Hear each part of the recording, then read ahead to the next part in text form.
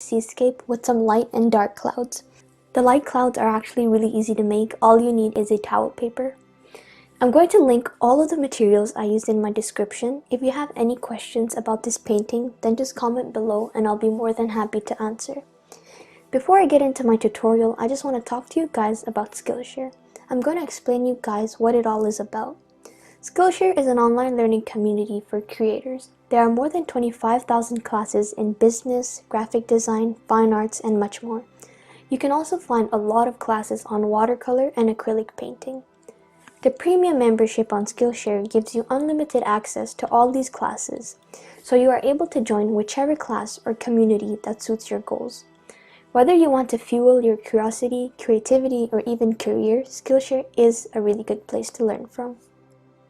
In the fine arts category, there are many good teachers that cover really important art topics. And not only that, the format of the classes is made in a way that is really easy to absorb information and understand it. Skillshare is also super affordable. An annual subscription will cost you less than $10 a month.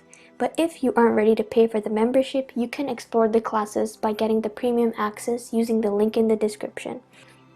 Signing up for the trial version is like a really good way to explore the whole website around. So if you guys are interested, click the link in the description and join more than 7 million creators learning with Skillshare. I am already on Skillshare and I mostly took watercolor classes, so I'd really recommend you guys to check them out because they really did help me, and I'm sure they would also help you guys.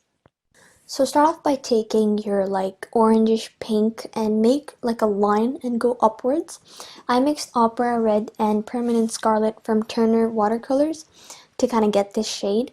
So I took the same pinkish mix and added some black to make a little line at the bottom. Then just take a wet clean brush and make strokes right on top of the pink area. And then take any sort of light blue color you have and make some strokes, because that's gonna basically be like the transitional color between the very black dark blue and this really light pink. The light blue that I'm using is Cyan from LUKAS Aquarell 1862 set. It's a really nice intense light blue, so I think that it worked really well. But if you don't have this kind of color, just opt for just a light blue. And if you don't really have any sort of light blue watercolor, take any ultramarine or Prussian blue and mix a lot of water in it. So here for this part I mixed my ultramarine blue from the same set with my black, and this kind of gave a really intense dark blue shade. And I'm going to start off by keeping it light, and then as I add more layer on top of the sky, like at the top, I'm going to take more black and I'm going to make it more intense by using less water.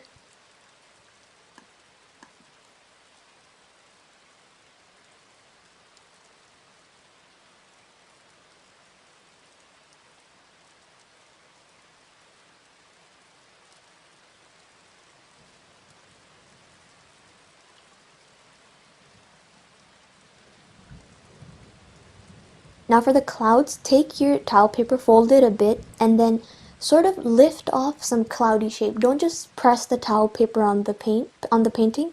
Just try to lift it off and try to make cloudyish shapes.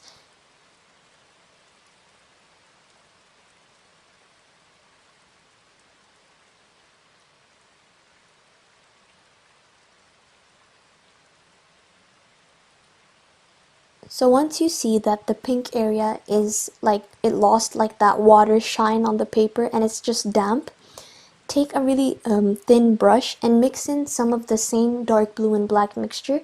Make sure to not load your brush with too much water or even too much paint, because this area is still wet. So if you have a brush that's loaded with too much water and paint, what's going to happen is when you're going to try to make a cloudy shape, it's just going to spread a lot and you're going to lose that shape and it's just going to seem like a little wash you did. So in order to keep a cloudy shape yet have it blended a little bit into the background, you need very less water and very less paint on your brush, and you slowly build up as you go.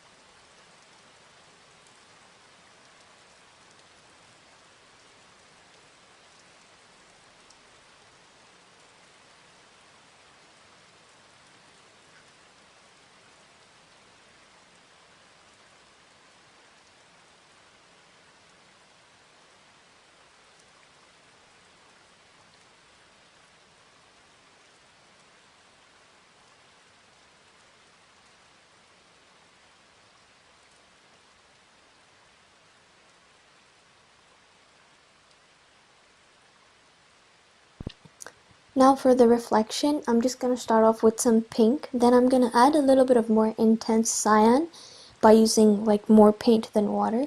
I'm not going to leave any space between the pink and cyan. And then under cyan, I'm going to take my dark blue and black, and I'm going to just start making strokes side to side to blend them in.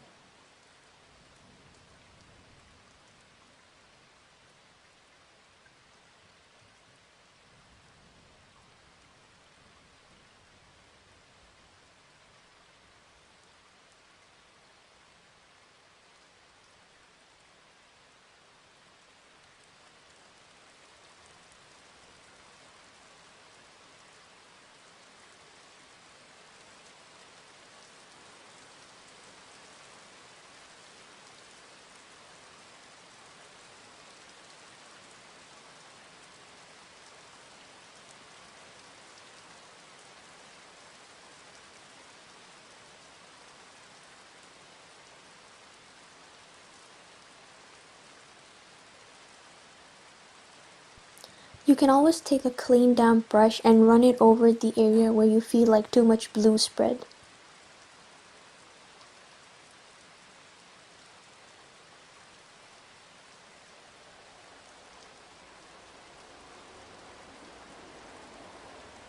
So once the reflection is dried, you need to take a thin brush and take some dark blue and make little wavy lines.